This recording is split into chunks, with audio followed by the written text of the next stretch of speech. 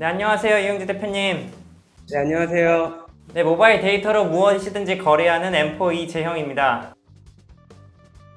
네, 반갑습니다. 저는 인도 벵갈루루에서 법인 설립이나 회계 인력 관련해서 사업하고 있는 유용주 대표입니다. 반갑습니다. 대표님, 그러면 바로 그냥 인도에서 법인 설립 절차에 대해서 그냥 바로 질문을 드릴게요. 저같이 한국 스타트업들은 주로 어떤 법인을 인도에 설립하고 그 설립하는 이유에 대해서 설명해 주세요. 인도에 진출하시는 분들은 대부분 법인 종류 4개 중에 하나를 선택을 하시는데 그 4개는 이제 브랜치 오피스나 리아슨 오피스가 있고요. 그다음에 프라이빗 리미티드랑 LLP라는 종류 4가지가 있는데 보통 스타트업으로 진출하시는 분들은 프라이빗 리미티드 형태를 많이 선택을 하십니다. 근데 그 이유가 어떤 법인 설립 절차가 좀 빠르게 진행할 수 있고요. 그다음에 기본적으로 다른 법인 종류보다 이제 법인세가 좀 낮은 점. 그리고 그것보다도 설립한 후에 운영자와 그다음에 소유자가 있기 때문에 향후 미래 투자 유치에도 굉장히 유리한 부분이 있고 스타트업으로 진출하시는 분들은 거의 50% 이상 프라이빗 리미티드를 보시면 될 것 같습니다.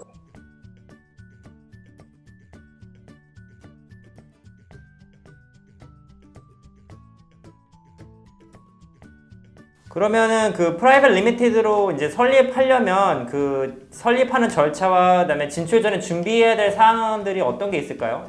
법인 설립 절차를 크게 저희는 3가지로 설명을 드리는데 첫 번째 단계는 법인 설립을 위해서 고객사 정보를 수집하고 그다음 계획을 세우는 단계, 두 번째는 법인 설립을 진행하는 단계, 그다음에 세 번째는 법인 설립 후에 법인을 정부에 등록하거나 영업하기 위한 라이센스, 3가지로 하는데요. 이제 법인 설립을 시작하기 전에 사전에 뭐 주주나 아니면 이사, 그다음에 사업 영역, 법인명 이런 것들을 좀 사전에 계획을 완료해 놓으시면 그때 법인 설립할 때 프로세스를 좀 더 빨리 가져갈 수 있어요.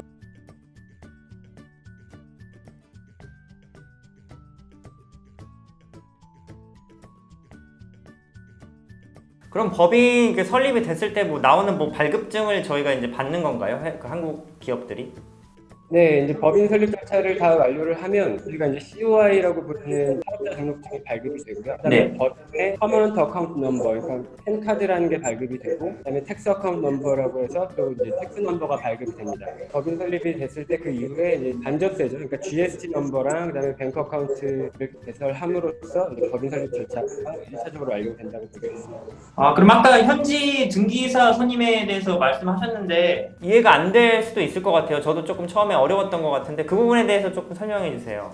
그럼 프라이빗 리미티드 설립을 위해서는 이제 최소 2명의 이사가 있어야 되고요. 그다음에 네. 최소 2명의 주주가 선정이 돼야 됩니다. 이 2명의 이사를 이제 등록을 할 때 인도 정부의 조건이 183일 이상 거주한 레지던트여야 된다라고 되어 있거든요. 그래서 이제 2명 이사를 선정하실 때 한 분은 거주자, 레지던트 규정을 만족시키는 분이 있으면 좋고요.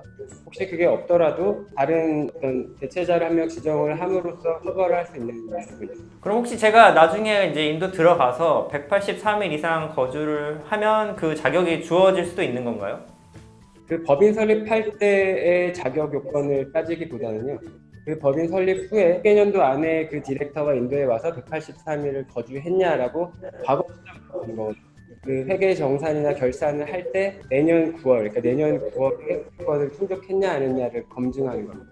그래서 이제 실제로 법인 설립할 때는 이사로 지정되시는 분들 모두 183일을 거주하지 않더라도 이사로 지정될 수 있습니다.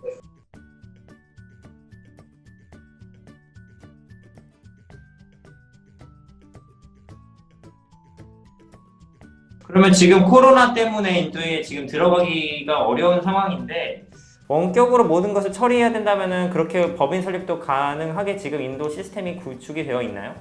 답변부터 말씀드리면 가능하고요. 우선은 인도로 지정되신 두 분이 다 인도에 계실 필요는 없습니다. 다만 이제 설립 절차가 조금 더 복잡해진 거는 있는데요. 예를 들면 뭐 만약에 인도에 계시다 그러면 서류 작업을 할 때 조금 더 간편하게 할 수 있는데 조금 더 한국에 계시다 이러면 제출 서류 중에 뭐 서명을 해야 되는 서류나 아니면 회사의 정관, 약관 같은 것들을 서명이 들어갈 때 추가적으로 공증이나 아니면 아포스티유 작업이 추가로 들어가죠. 그러니까 어떤 서류의 원본 서류의 이동, 공증이나 아포스티를 하는 데 걸리는 시간이 추가적으로 들기 때문에 전체적인 프로세스가 지연될 수는 있지만 설립 자체는 가능합니다. 알겠습니다.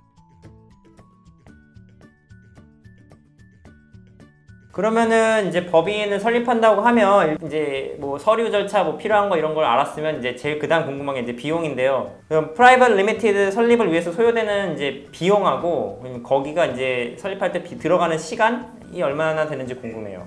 우선은 저희가 여태까지 30개 업체 정도의 이제 법인을 설립을 했는데, 지금 여태까지 경험으로 봤을 때는 이제 고객사 정보를 수집을 하고 그다음에 기본적인 서류를 준비하는데 보통 2주 정도의 시간이 걸리더라고요. 이제 필요 서류를 다 받으면 저희가 법인 설립 프로세스를 진행하는데 2주 정도 또 추가가 되고요. 향후 완벽하게 법인이 셋업돼서 전혀 문제가 없는 상태로 등록까지 완료가 되려면 그 이후에 법인 설립 이후에 한 달 정도 시간이 소요가 됩니다. 전체적으로 이제 완벽한 셋업까지 2달 정도 보시면 될 것 같고요. 아까 이제 말씀드렸듯이 법인 설립하고 계약할 때까지는 GST 번호와 그다음에 법인 계좌 개설만 되면 영업을 시작하실 수 있기 때문에 그때까지는 한 달 반 정도로 보시면 됩니다. 나머지 전체 셋업 작업 끝내는 거는 이렇게 보시면 될 것 같습니다.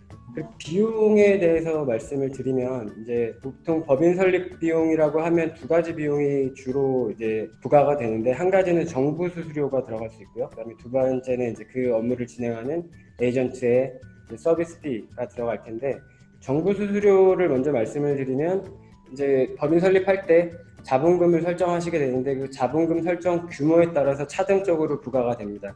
예를 들면 그 자본금이 2,400만 원 이하로 만약에 설립을 하셨다면 정부 수수료는 한 5만 원 정도가 들어가고요. 그다음에 만약에 그 두 배, 뭐 4,800만 원 정도의 자본금을 설정하셨다면 158만 원, 1억 6천만 원 정도 했다면 한국 돈으로 348만 원 정도의 이제 정부 수수료가 들어갑니다. 그래서 그 사이즈마다 차등적으로 부과가 되는 게 있고요. 그다음에 에이전트 비용은 사실 되게 굉장히 천차만별입니다. 그러니까 굉장히 많은 이제 법인 설립 업체가 인도에 있고, 인도 고유 업체도 있고, 이제 저희처럼 한국 베이스의 업체도 있고요. 비용이 이제 천차만별인데, 사실 이 법인 설립 프로세스는 그 CA 담당하는 그 컨설턴트에 따라서 저희는 뭐 2달이라고 말씀을 드렸는데 그게 4달 이상도 걸리는 업체도 있고, 대략적으로 말씀드리면 한 150만 원에서 450만 원 그 정도 선으로 보시면 적당할 것 같습니다.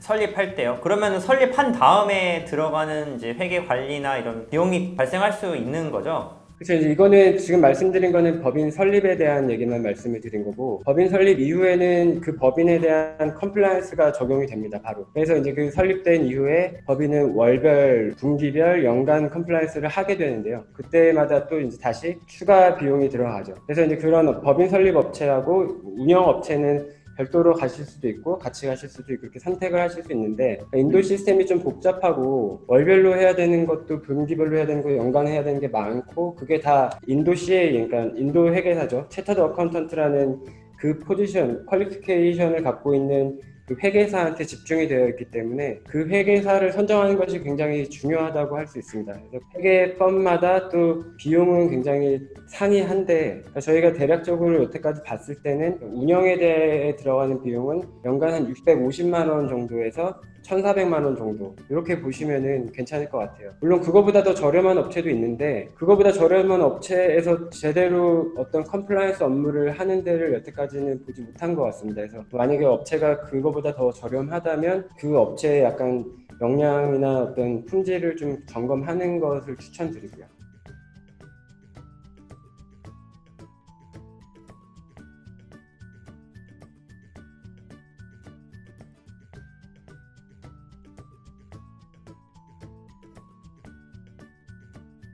그러면 이제 법인을 설립할 때 이제 자본금이 이제 필요한 거는 이해를 했고요. 그러면 한국에서 이제 해외 지사를 세우는 거니까 이제 투자금으로 이제 자금이 흘러갈 텐데, 이제 그럴 때 자금이 한국에서 인도로 들어갈 때 뭐 인도에 있는 규제나 뭐 저희가 알아야 될 사항들이 있는지 궁금해요.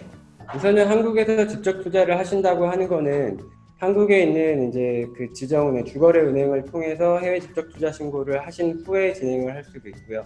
그다음에 그 투자금이 인도에 들어온다 그러면 그 투자금을 법인 계좌에서 받아서 인도 중앙은행에 이거는 해외 직접 투자금이다라는 신고를 해야 됩니다. 그다음에 이제 회사에서 이제 산정해 놓은 투자금 규모 안에 들어와야 되기 때문에 이제 그거에 대한 보고도 해야 되고요.